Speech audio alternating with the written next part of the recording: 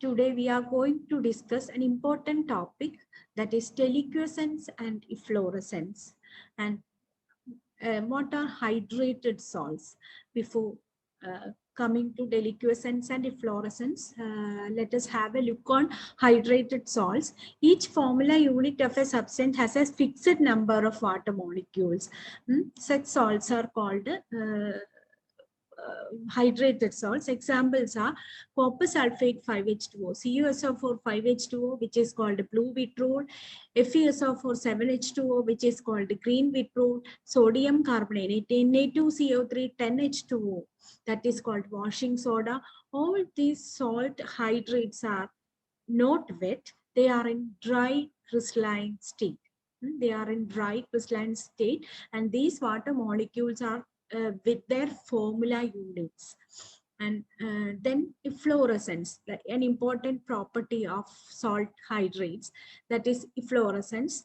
The salt hydrates, it is a phenomenon in which certain crystalline salt hydrate, when they are exposed to atmosphere at ordinary temperature, gradually lose their water of crystallization, that may be partially or completely, to change into their lower hydrates or anhydrous forms is called efflorescence. So that is when they are exposed to atmosphere at ordinary temperature, they lose their water of crystallization partially or completely,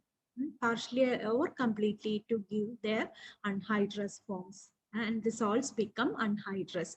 Anhydrous means lower hydrates or without or anhydrous forms. Examples of such compounds are Na2CO3 10H2O, Na2SO4 10H2O, MgSO4 7H2O. You can watch this phenomenon in Na2CO3 10H2O if it is exposed to atmosphere. And efflorescence is exhibited when vapor pressure of the system is greater than pressure of water vapor in the atmosphere.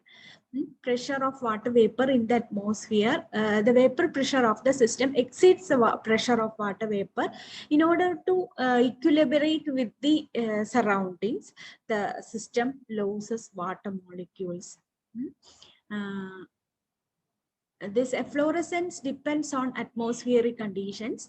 In a very moist, that means in a very moist atmosphere, even sodium carbonate 10H2O will not efflorescence. In a very moist atmosphere, even highly efflorescent materials like Na2CO3 10H2O, Na2SO4 10H2O will not efflorescence. In dry conditions, even CuSO4 5H2O, which is least efflorescent, shows the property of efflorescence. And that's all about efflorescence. Then the next important property is deliquescence. Deliquescence means certain substances, when exposed to atmosphere at ordinary temperature, continuously absorb moisture, initially become wet, and lose their crystalline form.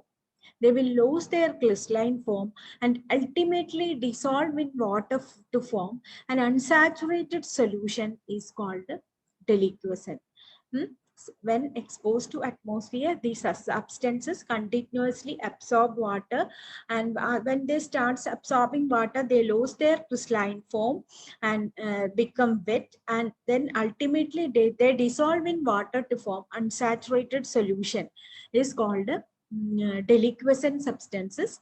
CaCl2 6H2O, calcium chloride 6H2O, sodium hydroxide is a deliquescent substance, potassium hydroxide, which is a deliquescent substance. If you keep sodium hydroxide pellets in a watch glass and expose it to atmosphere, after sometimes we can see an unsaturated solution of sodium hydroxide.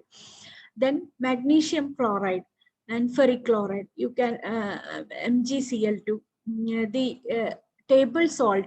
We can see that the table salt, when kept open to the atmosphere, become wet, and that is not due to the fact that this sodium chloride is deliquescent, but Magnesium chloride, which is present in table salt in trace amounts, become deliquescent.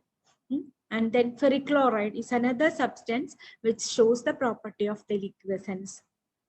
These are example, and substances will deliquescent when the vapor pressure of when the pressure of water vapor in the atmosphere to which it is exposed is greater than vapor pressure of its saturated solution at the given temperature.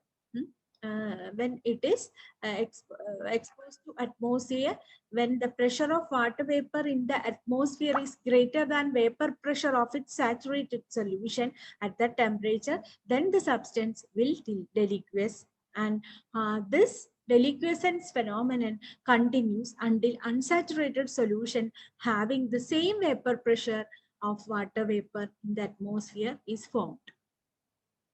And deliquescent substances will be highly water soluble. Generally, they will be highly water soluble since these substances can form saturated solution having vapor pressure below that of atmospheric pressure. At extremely dry conditions, this deliquescence also depends upon the atmospheric conditions.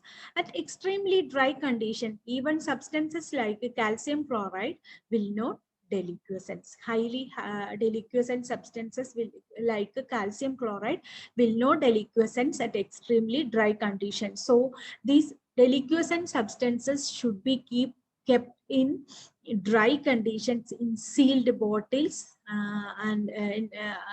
with some silica gel, or a packet containing some silica gel is kept.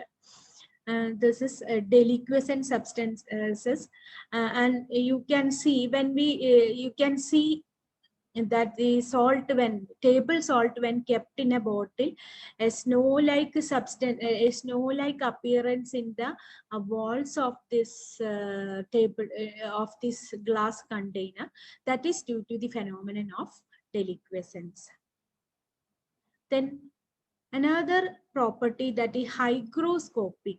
What is the difference between deliquescent and hygroscopic? Certain substances also absorb moisture from atmosphere at ordinary temperature but do not dissolve in it. These are called, but they do not dissolve in this water. These are called hygroscopic substances. And then anhydrous calcium chloride, concentrated sulfuric acid, phosphorus pentoxide, quicklime, silica gel, etc. are hygroscopic substances, and you can see that this anhydrous calcium chloride, silica gel, etc. Can be used as drying agents, particularly for gases, since they will not dissolve in water. They will not liquefy. So this concentrated sulfuric acid, anhydrous calcium chloride, phosphorus pentoxide, quicklime, silica gel, or we can say that they will not change their dry condition or their state, physical state, when water is absorbed. But deliquescent substances will lose their crystal, their physical state when on absorbing water vapor, but these substances will not lose their physical state on absorbing water vapor. These are hygroscopic substances. So, thank you.